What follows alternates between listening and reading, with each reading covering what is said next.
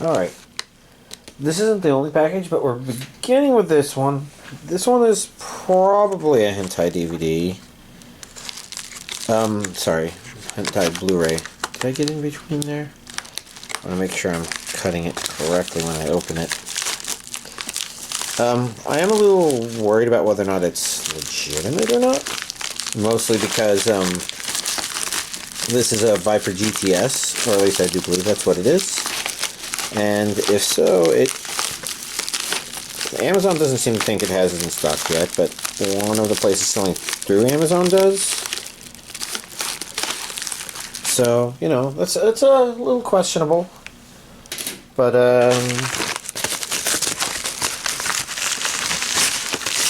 box. I think, I'm trying to think if I've shopped here before. It looks kind of familiar, name-wise. Alright, as soon as it comes back out to, you know, very carefully start dissecting this tape. Okay, nice.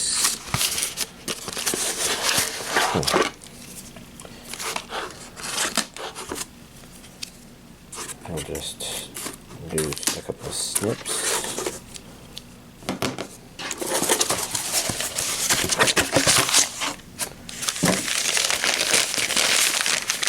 Let's see. I'm just mostly feeling for, receipts.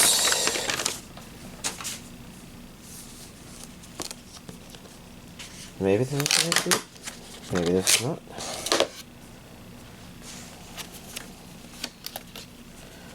Alright, for the selection. Okay, this other stuff, none of this is receipts. Yeah, gotta be careful about receipts because those tend to have my name on them. This is not the same imagery that was on Amazon. But it does say it's from Kitty. I guess, you know, I'm usually not too eager to open these up on stream. Just because you never know when you open it up and it's really revealing. I mean, the back is pretty spicy already. But let's see, underneath the slipcover, yeah. Okay, yeah. This is more of the picture that was on Amazon. Alright, yeah, I had to cut there because the inside started getting a little spicier than what I'm trying to upload here. You know, even though this is, you know, channel not for kids, I'm pretty sure you can only go so far before it's too much, and even YouTube will say, yeah. Well, I say even YouTube, like they're a bastion of thought and whatever. Anyways, this isn't really a hentai channel, it's just that hentai happens to be pornographic anime, but still anime, and so, you know, it's collected. I can't even tell you anything about Viper GTS other than I've seen the name of Viper. So it makes me think that it's, you know, a bit of a title. Oh! Look, and here's something else that's not anime, but animated. Spider-Man Across the Spiderverse. 90 minutes extra. Pretty cool. So I haven't seen this yet. I am curious about it. It sounded like maybe there was some things about it that weren't like as perfect as the first movie per se, but maybe it was still entertaining. So definitely interested. You know, I imagine most of y'all probably saw this, and this got your attention the most. I mean, it is a limited edition. This is ReZero Season 2.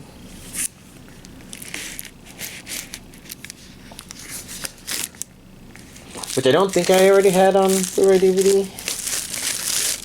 But, yeah, well, I definitely have it now. You can see this is regions A and B. Let's see, that should say English dub. Yeah. I mean, it'd be really weird if it didn't have the English dub. But, whatever.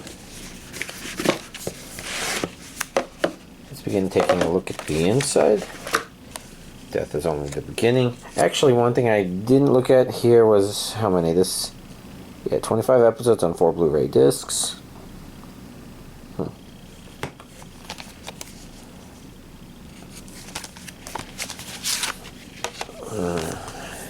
Different underneath the slipcover. I know it was weird because I took it off, I guess in a way which is allowing me to kind of remember orientation of everything.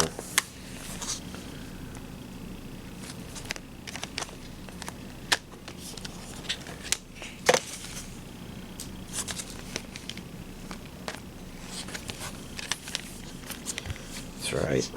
And since I rewatched this kind of recently with my friend, I'm definitely, you know, thinking how nice it would be to be able to see what's more from this series, I guess.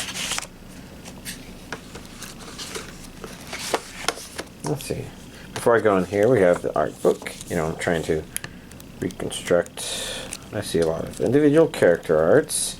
There's some maybe scene type drawings. I don't know, some more rough sketches of some important stuff there. It's kind of cool. And then we've got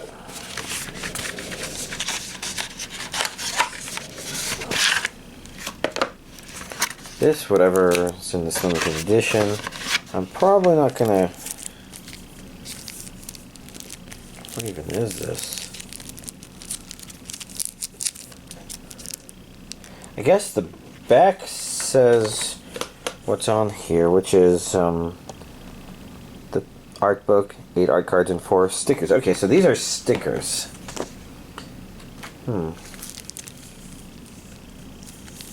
know what? I think I want to open this, because I think if you're like me, then you're curious what these stickers look like. These could be very nice to have. Although, you know, maybe not necessarily the most important things to have, but, you know, especially since Rem is there as the sticker on the front. I do believe she's a rather well-liked character, and I've said before why, you know, as nice as she kind of is on the surface level, there's aspects about it that I don't like. Having trouble getting these out. Yeah, those are stickers.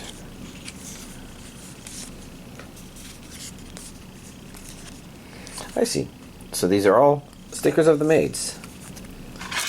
Cool. And then I think instead of putting them in the way they were, I'm okay with putting them back in this way.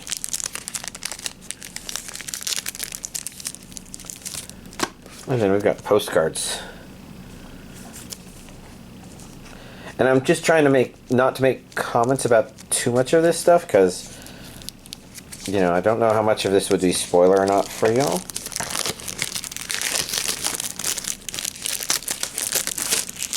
That's obviously gone for good.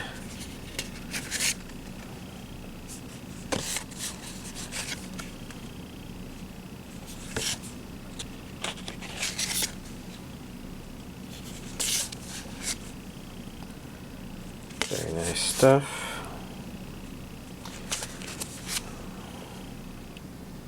I sort of feel like this artwork has done a good job of not feeling very duplicate-y regarding the material it's shown. I know it's a weird choice of word to make, but, you know, it just kind of felt like it managed to pair up a lot of characters and not overlap too much. Alright, well, you know, I'm already having trouble reading what this says, so let's just open it and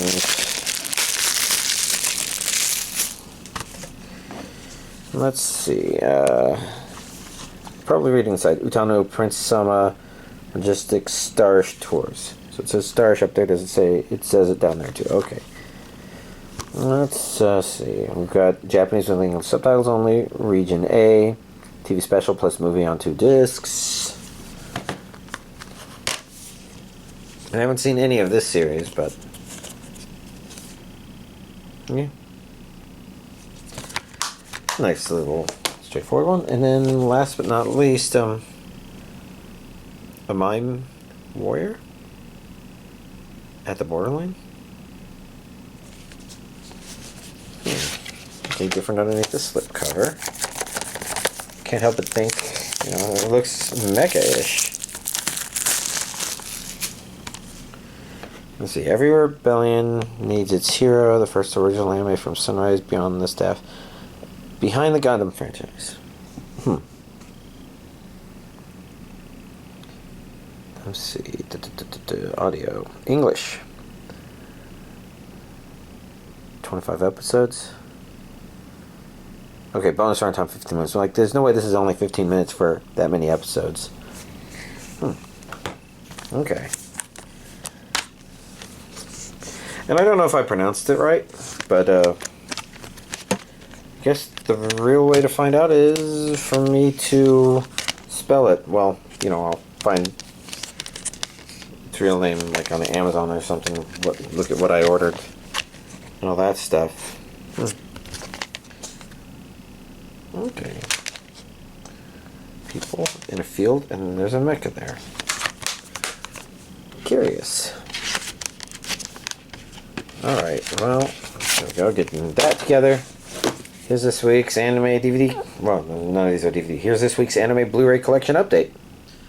Alright, yeah, it's definitely the amount of anime watched is feeling on the lower end. Part of that is things are starting to wrap up, and some things that did wrap up just weren't there this week, etc., etc. But let's see, if I go through things, Hulk episode 11, a neat episode.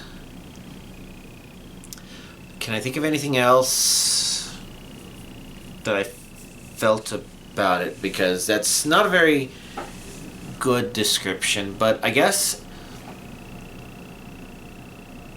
as a series, I think the episode is nice because maybe it feels like there's little bits and pieces of kind of an overall theme poking around beneath the surface in this episode, which could make it a bit of a core finale, sort of. It seems to be aiming in that general direction. But, yeah, don't know. Need to see more of it. It's a series that it strikes me as being potentially good and worthwhile, but I'm still waiting to see what exactly it does. It's definitely at its best, I feel, when Hulk and Anne are there, and it's giving us more of that. Sacrificial Princess and the King of Beasts, episode 23. We've got some season finale shenanigans going on. Some things that I think are not surprises, but are really just mostly a question of, is the execution good? And I think so far the execution has been kind of nice.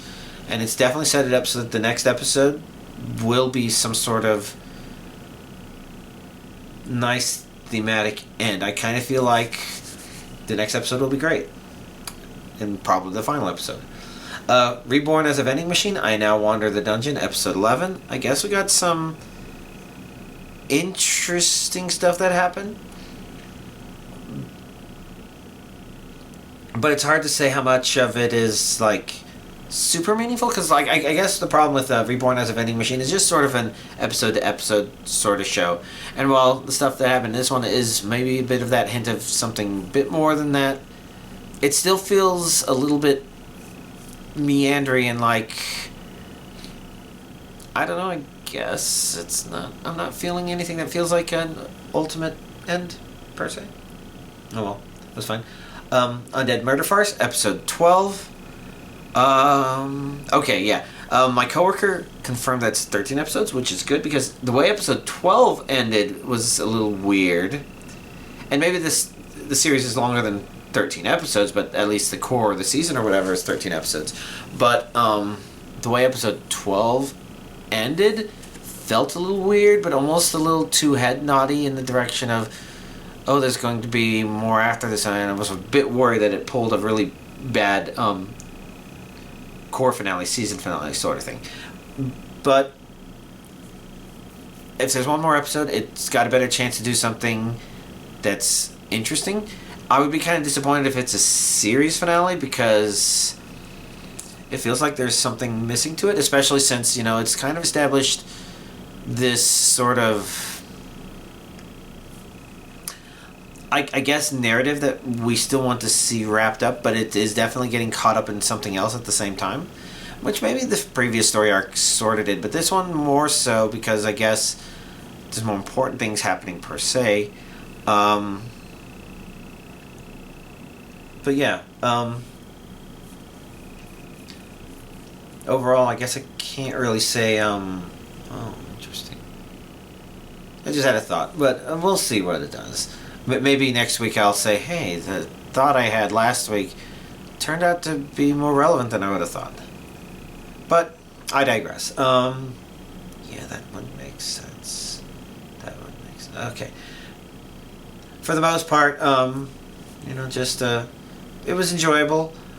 There were definitely some very interesting points that were brought up that's like, oh yeah, that's kind of obvious in retrospect. So it's good that staying thoughtful like that, and some of the interactions between our main characters and everything else is entertaining as well. Just, I guess, want to see what happens next. The Great Cleric, episode 12.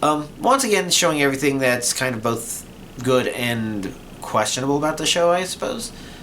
Like, the things that happened in it were very nice, and it's like, okay, yeah, those are some pretty important things, and it feels like it wrapped up into an interesting place. Maybe you have a question on how the world and our main character are interacting. Like I said, there's been things where it's like, there's an idea there, maybe it doesn't always feel completely right. Like earlier on, I was talking about how economic stuff just didn't feel right. It felt a little bit off. Maybe a little shallow in its thought. Maybe. And that's not the problem here. Instead of the problem is more, I don't know. I guess our main character does make a speech in this episode, and I have to wonder how effective that speech might actually be. I'm not sure. But I don't know. There's a little bit of, I don't think people would act that optimistically about it, and that's fine. That's common for anime speeches. The real problem with it is just, again, the power leveling feels a little weird. Like, our main character is doing some stuff that's highly notable, but there's other people that can completely wipe the floor with his ass, and so it's like, why is what he's doing something that's not being done by these other people? And maybe you could say, oh, well, they're a bit spread out and they can't all focus on what he does. And it's like, yeah, but it still kind of comes off as he's done stuff that should be considered super skillful, but they still portray him as weak. So, it's weird. It's fine. If there was a second season, I might fire it up to see where it goes. Let's see. The Most Heretical Last Boss Queen, from Villainess to Savior, episode 12. I'm mostly just trying to think if there was good setup for what's going to happen next, because I do think it implied that there's a next season series or something like that. I think.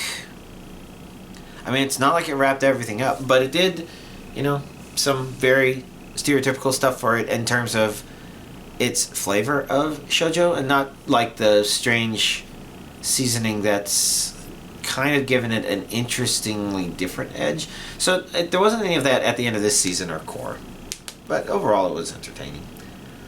Rurouni Kenshin 2023, episode 12. It's okay, entertaining.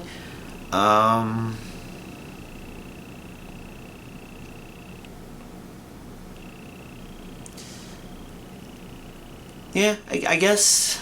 Sorry about this. Yawn came out just as I started talking.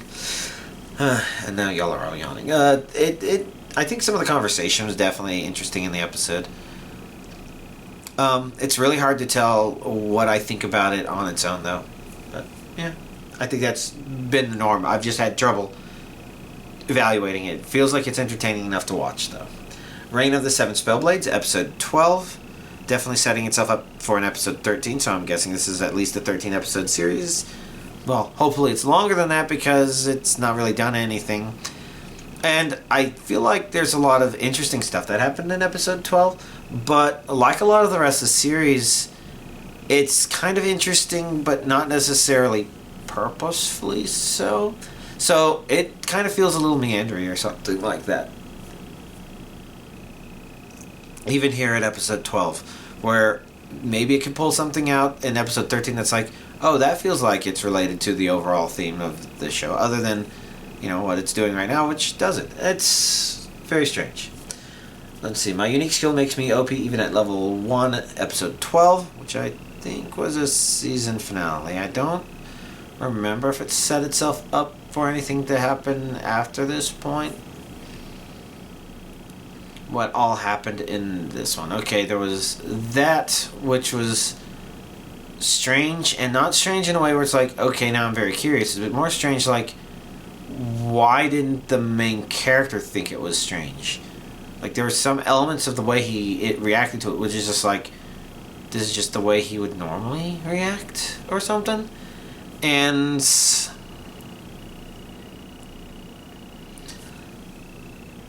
I don't know. Excuse me. Another one of those yawns. I guess for the most part, if there's any problem I had with what it had, with what it did, I guess, it's that it didn't feel like it was really tied to a theme. Like characters just kind of there, just kind of doing stuff, and things just sort of happen. And like I think I described, the show it feels slightly Mary Sue-ish. And maybe it's more tolerable because it's not like destroying an existing thing, it's just its own thing. And it's not necessarily as bad in that regard, but definitely has some of the same failings in that regard. The Misfit of Demon King Academy, Season 2, Episode 12. I would say the episode that it really needed to be. We needed to see, okay, our main character is known for just being a complete absolute badass, and we needed to see him be a complete absolute badass, and he kind of did. And in the stinger, even though it felt like, okay, well, that feels like it really wrapped things up, maybe even more so than Season 1 did. But the stinger at the very end is like, okay, yeah, there's a Season 3, and it's like... And it brought up some very interesting ideas and interesting thoughts. Things that are like, yeah, that was really strange about this season, wasn't it? So, now I'm kind of curious what Season 3 will bring us. Hopefully, more of our main character being a badass in some way. Am I actually the strongest? Episode 11. Kind of similar to other stuff where it's just like, I don't know if it feels like there's theming going on. I feel like it's an anime designed to kind of resist doing what it's naturally doing anyways, which just kind of makes it where, I don't know, it feels like I don't feel as much theming in this one as I would prefer. Like, I don't need it to be something where I can, like, the theme of this is motherhood, that's like aliens, and that's very powerful there. It doesn't have to be like a one-word thing there. It could be something like I think ReZero feels like there's theming where our main character is dealing with a very unique situation and with a very unique cast of characters, and as he goes through his unique experiences, we get to see some very interesting, thought-provoking actions. The world is very... It tickles some very abstract parts of the brain, I think. Parts of the brain that I at least try to deal with and process abstractions or something like that. And we do feel like, okay, there is a final goal of this, which is our main character somehow gets out of this painful maze that he keeps finding himself in, and it brings him to low lows that we kind of empathize with to an insane degree. And it's like, oh god, that's horrible. How is he dealing with it? I wouldn't be able to deal with it. And we are kind of expecting something like a hero's journey, where he comes out of it at the end a great person who managed to make a big difference and very notable and things like that. So it's like, I don't know. Am I actually the strongest? Seems to be resisting that to a bit. It's not bad in doing that, but what else? I know that there's like a couple of scenes in there that are just funny and entertaining. It's definitely got hints of moments to it that definitely are something unique to it. I guess it just means I'm a little bit disappointed that it isn't doing anything more interesting with its setup, I guess. Let me see. Classroom for Heroes, episode 12. Like I mentioned, episode 11 was setting up something that seems closer to the stuff that was super thematically relevant to this. I don't feel like episode 12 was that. It was just that was a situation. It was a big, important, notable situation with some twists in it that I saw coming. You know, they were still well executed and very entertaining. And you know, sometimes it can just be hard for a show to really surprise you sometimes. So I can't really blame any show that doesn't do that. And that's why I mentioned before, like, there was something else I watched where it's like, okay, some twists happened, but they were the ones I was expecting anyways, and so it was the execution that was the most interesting. And while I wouldn't call Classroom for Heroes execution of its predictable twists perfect, there was still little bits and pieces of it that worked out. The characters are all amusing and eccentric in a way that actually feels pretty different from a whole lot of other shows, which is all good. I don't remember if they set up any stingers for any more episodes. I think it just sort of ended. I could be mistaken, but yeah, okay stuff. Jobless Reincarnation, Season 2, Episode 12. So I do believe this is only a core, because this episode did end with it saying to be continued, and this was part 1 or something like that, which makes me think there's going to be a part 2 eventually, which is good, because where it ended would leave way too many dangling threads if it was.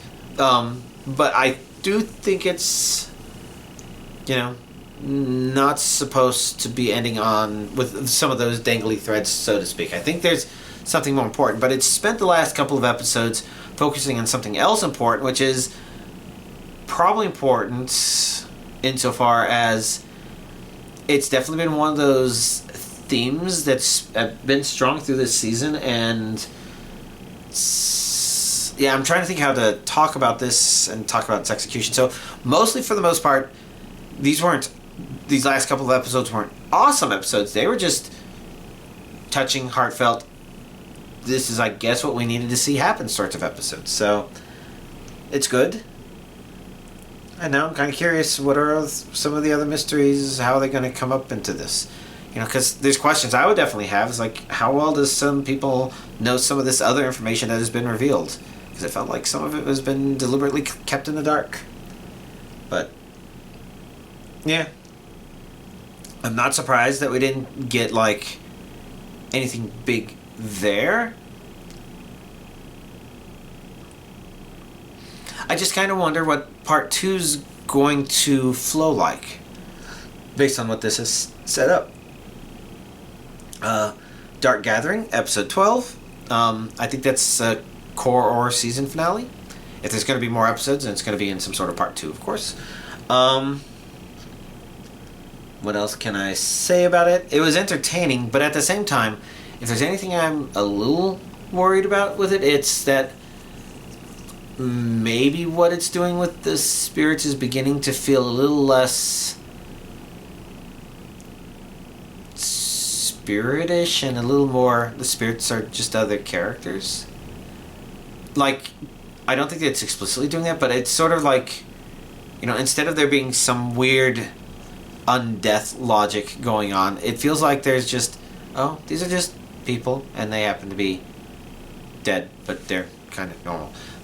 Just little hints of that, and it's like, I hope it doesn't do that too much, because they kind of had another character that was sort of like that, but I could kind of be okay with it just because they were a god, which was supposedly going to be something particularly different. Hard to say, but you know, for what it was a pretty intense little season or core finale. So, you know, overall it was an okay showing. Let's see. And then next up is Zom 100 Bucket List of the Dead, Episode 9, which definitely had a touching moment to it. Maybe another twinge of a little other one in there. I'm hoping the next episode is kind of that. But I guess now I think about it, they're setting something up which it feels like it's a little late in the series to necessarily set up. So I guess we'll have to see what it means. What I mean is what it means for the execution of the show. I'm not quite sure sure how to perfectly describe this other than I guess they're trying to set up a foil for our main character, but a good foil is not something that you suddenly pop on the audience at the very end of the show. And I feel like it's late enough in the show where I'm not sure if that's what they're doing or if this is only season 1 or anything like that. So we'll have to see what it does, but I would say that, you know, given that we've watched this many episodes, I thought what happened in this episode was actually nice. But yeah, what happened in this episode was nice.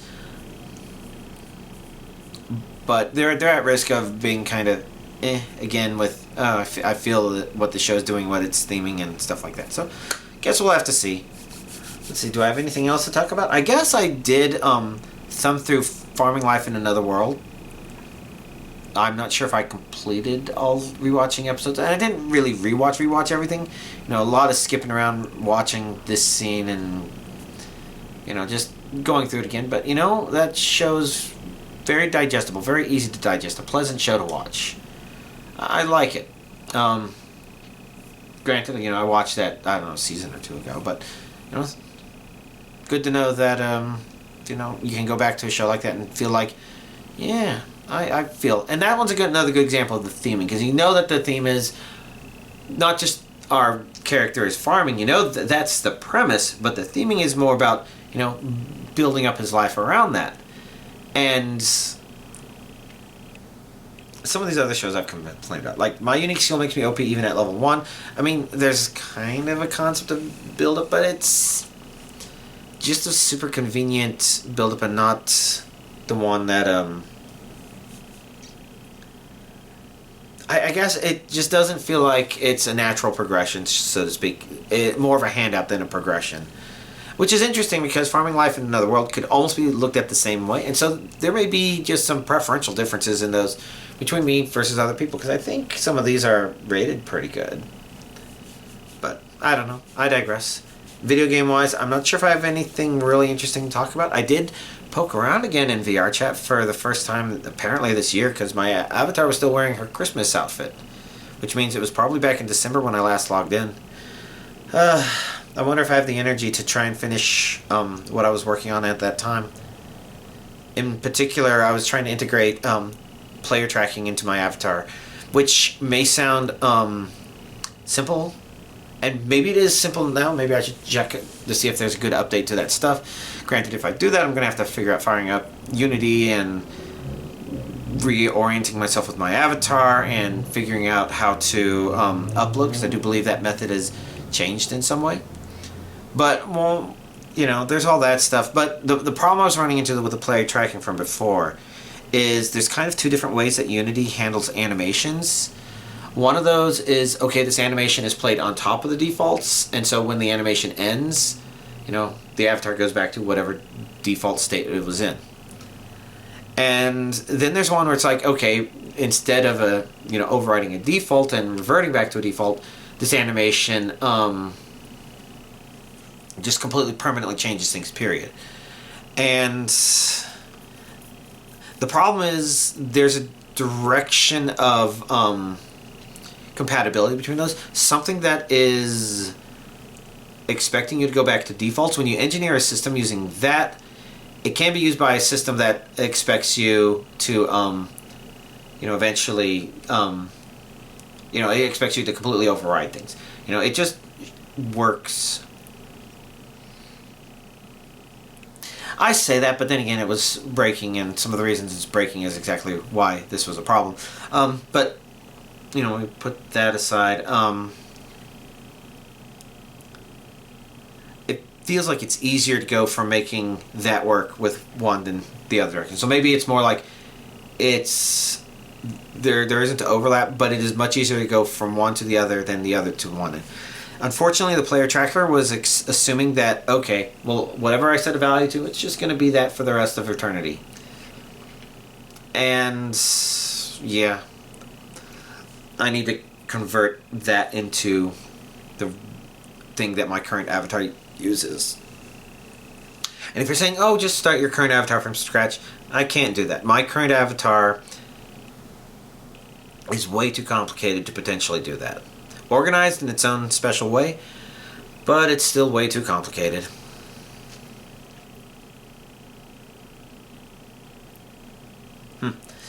Yeah, but I don't know if I have the energy to actually try to do that. So, that's just an interesting thing. The Pokemon Scarlet Violet DLC, I've made a lot more progress in it. It's okay. I wouldn't call it the most powerful story stuff in Pokemon, but, it's kind of nice, kind of pleasant, and definitely fun to just kind of romp around this new area and, look for stuff. I think I have like 186 or 187 of the Pokemon, so I've got quite a few, and I'm really just down to things that I might not be able to catch. I mean, I can catch them, but at this point I'm waiting for like the Terra Raid crystals to give me them. That would be things like a Yanmega, Milotic, the evolved form of Basculin, things like that. Oh, and of course the Scarlet exclusives. I haven't fired up Scarlet yet. I have it sitting behind my laptop here. And yeah, I don't know. Definitely been reminiscing about Monster Hunter Rise. I suspect if I had friends that wanted to play it, that might happen. Oh, that's a big thing. So this Friday is supposed to be the release date of another Nintendo Switch Online expansion pass update sort of stuff, which includes in the Game Boy Advance games Kirby and the Amazing Mirror. And I'm definitely very biased in terms of saying that's great, especially since it sounds like it supports multiplayer, and yeah, I guess for those of you who haven't played it, part of the reason it as a Kirby game is kind of more interesting than the others is because it's not anywhere near as linear as your average Kirby game is. So like, it's pretty common for you to go from world to world to world to world. I know that like in Kirby's Dream Land, I think it was for the NES, you could like choose which doors you go in, and that's something that's been there through many of the Kirby games. But this one, you got an entire open world map you can explore. It almost feels kind of Metroidvania-ish, except it's not, because those ones block off areas until you get you unlock certain powers or abilities or whatever that allow you to get to more places. And so this one doesn't quite have that, but it still has that kind of not exactly open world, but definitely a free flowing world sort of thing to it.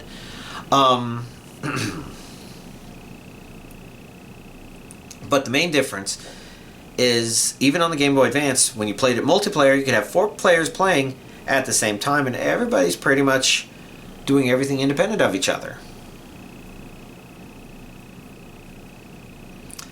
And this is especially something where it's like, okay,